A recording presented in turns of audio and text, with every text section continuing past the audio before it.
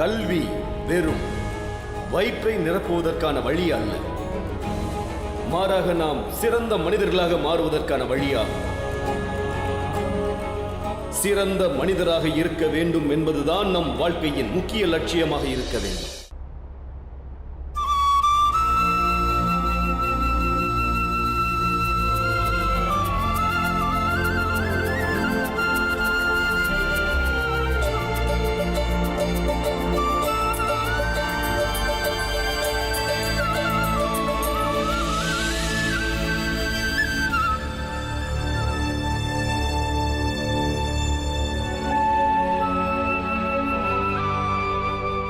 அப்பாவுக்கும் பசங்களுக்கும் நடுவுல இருந்த சண்டையெல்லாம் இப்ப தீர்ந்துருச்சுல்ல?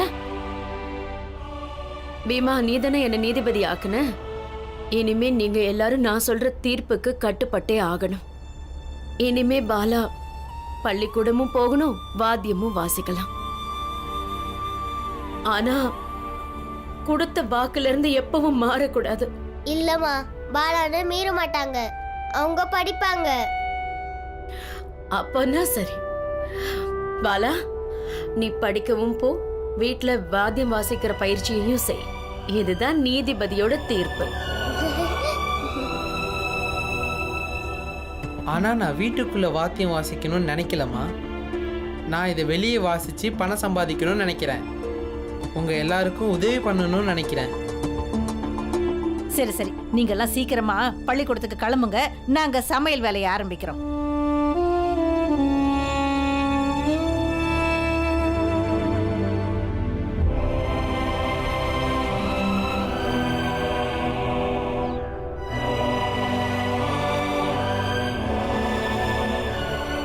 பாலா ஏற்கனவே வாத்தியம் தான் சொல்லிக்கிட்டு இருந்தான்.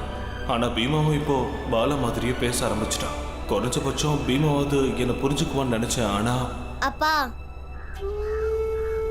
நான் ஒன்னு சொல்லவா? இங்க வா.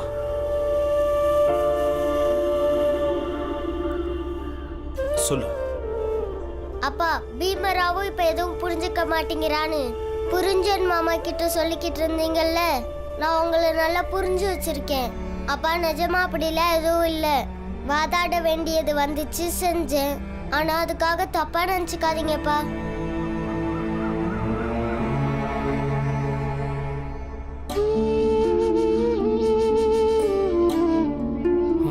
வா உட்கார்.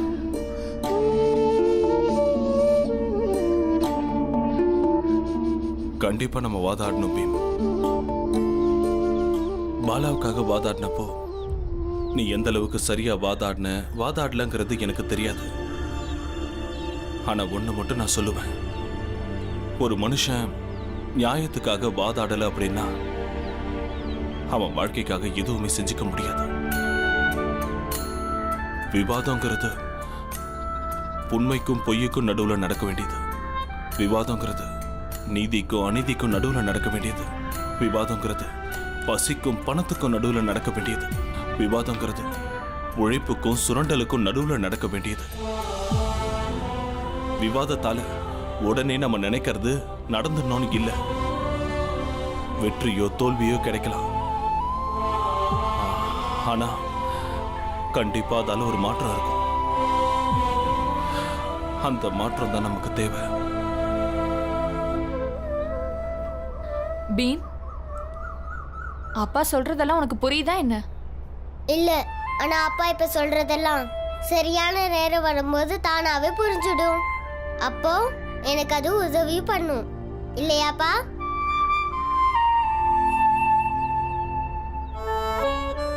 சரி, நீ பள்ளிக்கூடத்துக்கு போற நேரம் வந்துருச்சு. கிளம்பு, பள்ளிக்கூடம் போப்பா. போ சீக்கிரம் போ.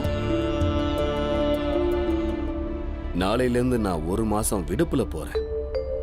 நான் இல்லாத நேரத்துல நீங்க உதவி தலைமை ஆசிரியரா இந்த பள்ளிக்கூடத்தை பார்த்துக்கங்க. சரிங்க ஐயா, நீங்க வர்ற வரைக்கும் நான் பள்ளிக்கூடத்தையும் குழந்தைகளையும் நல்லா பார்த்துக்கிறேன். எனக்கு உங்க மேல முழு நம்பிக்கை இருக்கு.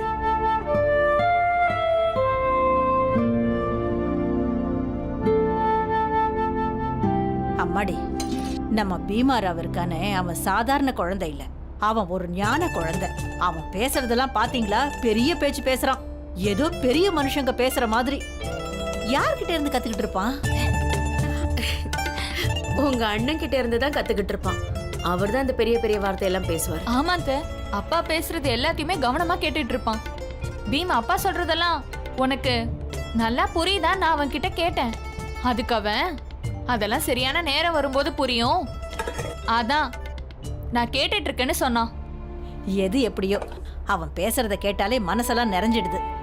எல்லாம் நல்ல வார்த்தை தான். நிறைய பேருக்கு அது வயிற்றெரிச்சலையும் கலப்புது. வெளியில என்ன பேசுறாங்கன்னு கேட்டீங்கல்ல?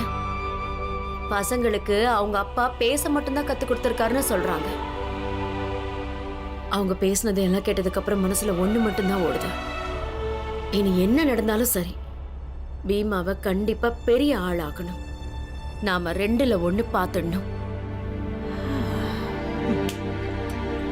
சாப்பாடு தயாரா இருக்கு, எல்லாத்தையும் எடுத்துட்டு போய் வைங்க. இங்க பாருப்பா, உங்க ஜாதி என்னன்னு நல்லா தெரிஞ்சிருந்தும் உங்க 2 பேருக்கும் நான் வேலை கொடுத்துருக்கேன். 3 நாள்ல 3 புடவையை வித்துருக்கீங்க. நல்லது செஞ்சா நல்லது நடக்கும்னு சொல்லியிருக்காங்க. ஆனா எனக்கு எந்த நல்லதும் நடக்கலையே. நல்லா கேட்டுக்கோங்க, இனிமே உங்களால வியாபாரம் பண்ண முடியலன்னா உங்க 2 பேரையும் நான் அனுப்பிச்சிருவேன். ஐயோ இல்ல சேட்டு ஐயா, அப்படிலாம் செஞ்சிடாதீங்க. பெரியவங்க சொன்னது கண்டிப்பா நடக்குங்க ஐயா. நல்ல வியாபாரம் நடக்கும். சரி, ஒருவேளை அப்படி நடக்கலன்னா நீங்க 2 பேரும் வேற வேலையை தேடிக்கங்க. சொல்றது புரிஞ்சுதா? ஏன்னா என்னால வருமானம் இல்லாம 2 பேருக்கும் சம்பளம் கொடுக்க முடியாது.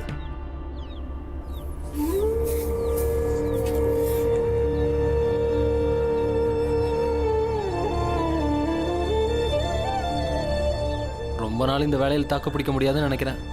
சீக்கிரமே வேற வேலை தேடி ஆகணும்.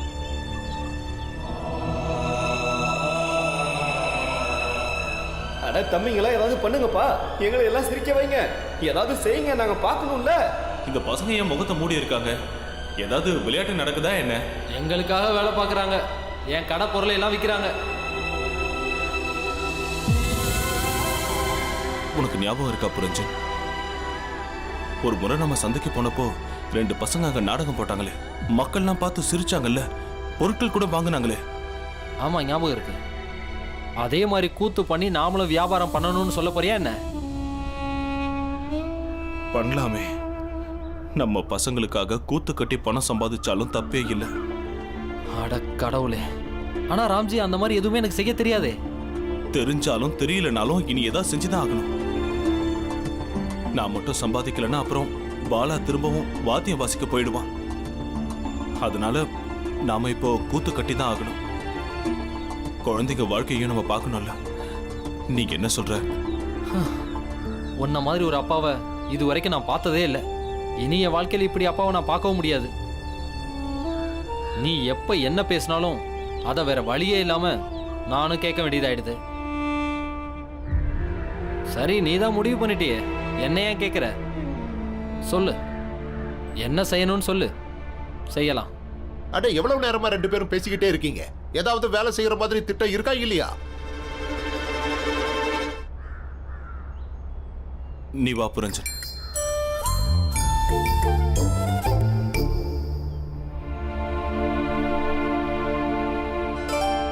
சேட்டையா, உங்ககிட்ட கலர் பொடி இருக்கா? இருக்கு. ஆனா என்ன பண்ண போறீங்க? சேட்டையா, கூத்து பண்ணி கூட்டத்தை சேர்க்க போறோம். கூத்தா? பசங்களா, பரீட்சைக்கு எல்லாரும் தயாராயிட்டீங்களா? ரொம்ப நல்லது. இப்போ ஒரு முக்கிய அறிவிப்பு.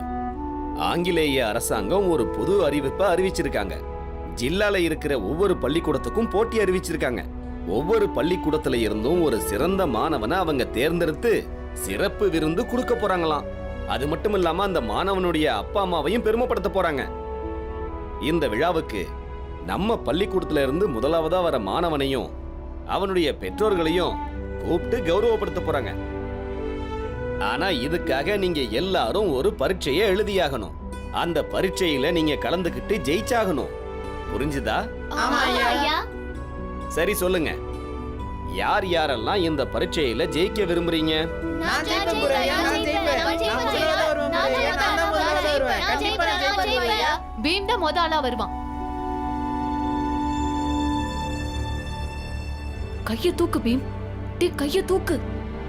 பீம், நீ இந்த பரீட்சையில முதல் ஆளா வர விரும்பலையா? கண்டிப்பா வருவேன் ஐயா.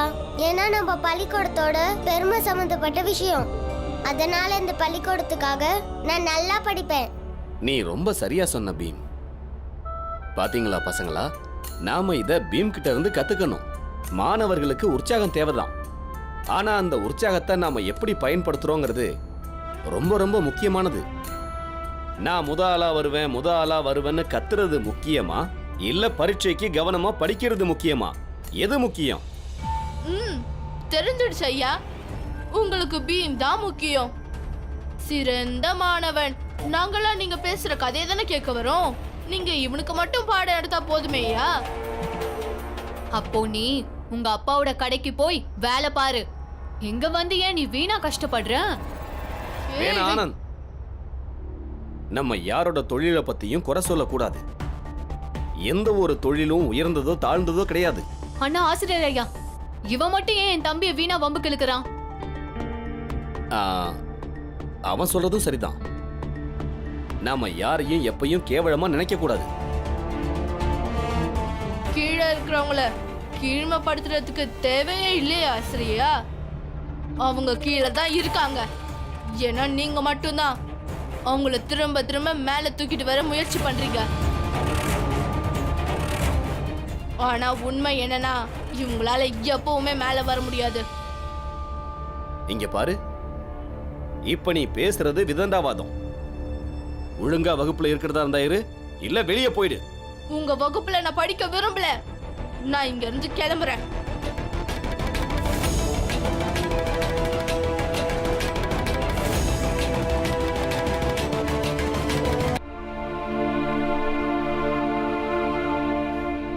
நீங்க என்ன பண்றீங்க?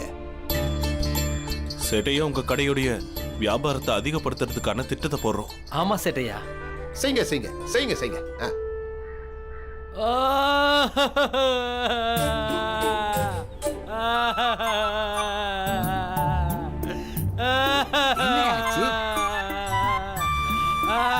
அட ஏன்பா, என்ன ஆச்சு? ஏன் அழற? ஐயோ, கேட்காத கேட்காத கேட்காத.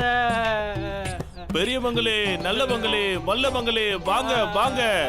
பிரச்சனை முத்தி போச்சு, சமாதானம் பண்ணி வைங்க.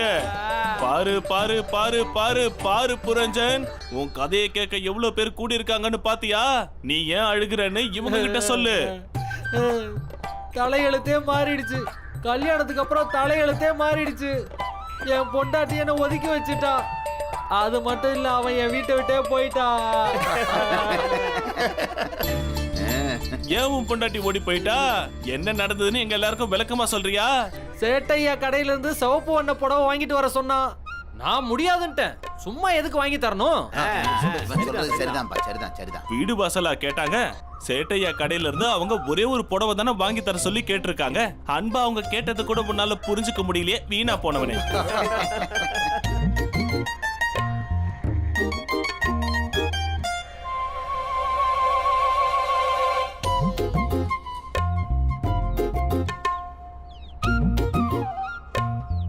சேட்டையா கடை புடவை பாத்தீங்களா?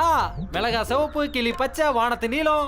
நீயும் உன் பொண்டாட்டிக்கு வாங்கி கொடுத்து சந்தோஷப்படுத்த வேண்டியதானே?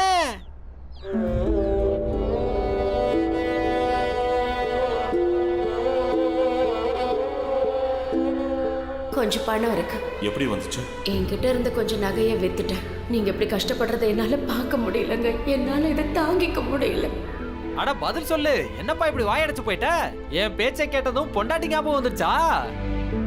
ஆமா, எனக்கு என் பொண்டாட்டி ஞாபகம் வந்துருச்சு. அவளுக்கு என்னால எதையும் வாங்கி கொடுக்க முடியல.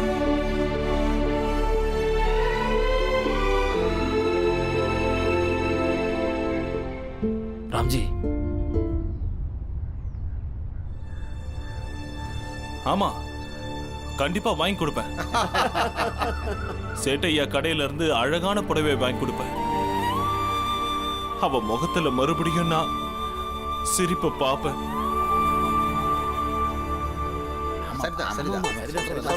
நல்லவங்களே வல்லவங்களே, வீட்டுக்கு வெறும் கையோட போகாதீங்க, ஒரு புடவைய வாங்கிட்டு போங்க. வாங்க வாங்க வாங்க, அழகான புடவைலாம் இருக்கு, வந்து பாருங்க. அழகான புடவைங்க இருக்கு. இந்தாங்க இந்தாங்க வாங்கிக்கோங்க. முதலாளி கிட்ட பணத்தை கொடுத்துருங்க. இந்தாங்க இந்தாங்க வாங்கிக்கோங்க. வாங்க வாங்க வாங்கிக்கோங்க. போய் உங்க மனைவியை சந்தோஷப்படுத்துங்க.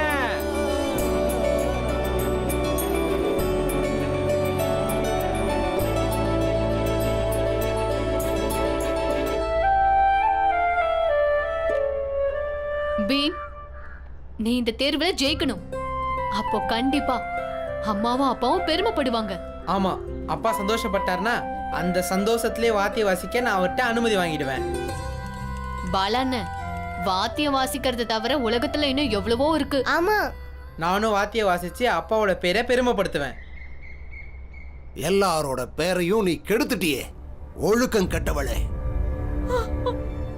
நம்ம சமூகத்தோட பெருமையை இப்படி குழி தோண்டி புதைச்சிட்டியே.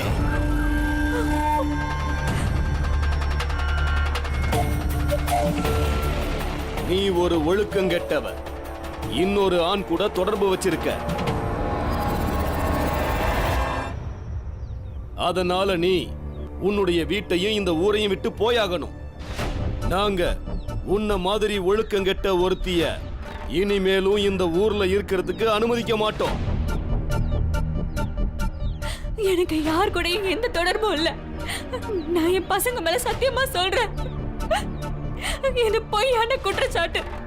உன் தப்ப மறைக்கிறதுக்காக என் பையன் மேல பொய்யான சத்தியம் பண்ணாத. சொல்றது கேளு, வீட்டுக்கு வா. உன் புருஷனுக்கு சந்தேகம் இருக்கு, அவரை நீ ஏமாத்தி இருக்க. கணவன்கிறவன் கடவுளுக்கு சமம். கணவனை ஏமாத்துறதுங்கிறது பெரிய பாவம். நான் இன்னையில இருந்து இந்த நிமிஷத்துல இருந்து உன்னை ஒதுக்கி வைக்கிறேன். இனி உனக்கும் எனக்கு எந்த தொடர்பும் இல்ல.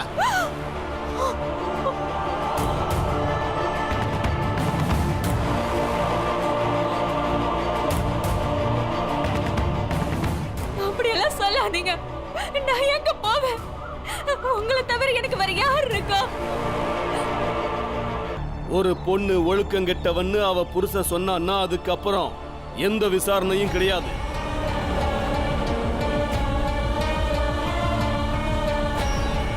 அதனால இந்த நிமிஷத்துல இருந்து உன்னை இந்த சமூகத்துல இருந்து நாங்க ஒதுக்கி வைக்கிறோம்.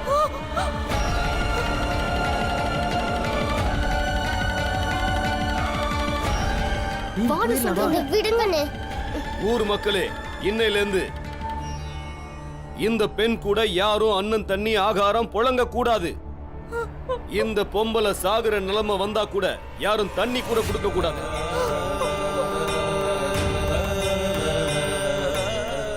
இதுதான் பஞ்சாயத்தோட முடிவு. என்ன சொல்றீங்க? நீங்க சொன்னது சரிதான். அதுதான் தீர்ப்பு. நீங்க ரொம்ப சரியா சொன்னீங்க. அப்படியே செஞ்சிடலாம். இது தப்புங்க. இது அநியாயமான தீர்ப்பு. நான் எந்த தப்புமே பண்ணல. இது தப்பு.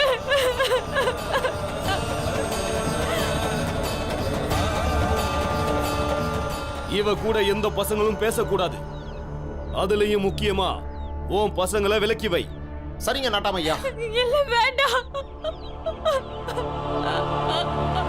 நீங்க சொல்றது தப்பு.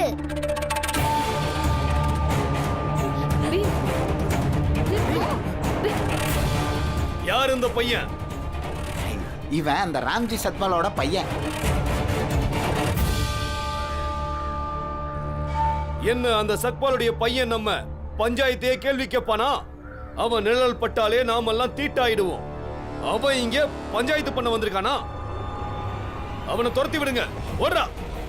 ஏய் பீம், இங்க இருந்து போயிடு. ஆனா நீங்க பண்றது ரொம்ப தப்பு. எது சரி எது தப்பு நாங்க பாத்துக்கிறோம். அடி வாங்காம இங்க இருந்து ஓடி போயிடு. போ இங்க இருந்து. போ, ஓடா. ஓடான்னு சொல்றேன்ல. நாட்டமையா, இந்த பையனை ஏதாவது பண்ணணும். சரியான நேரம் வரும்போது அவனை என்ன பண்றதுன்னு பாத்துக்கலாம். ஊர் மக்களே, பஞ்சாயத்து முடிஞ்சிருச்சு. வெறும் சந்தேகத்தால என் வாழ்க்கையை வீணாக்கிடாதீங்க. நான் எந்த தப்பு பண்ணல. நான் எதுவும் பண்ணல. நான் என்ன சொல்றேன்? நான் சொல்றத கேளுங்க. நான் எதுவுமே பண்ணல. நிலங்க, நிலங்க.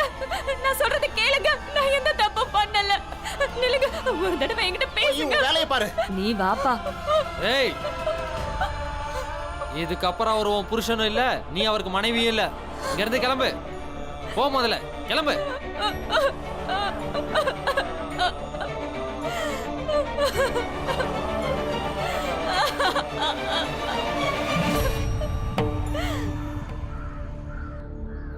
அப்பா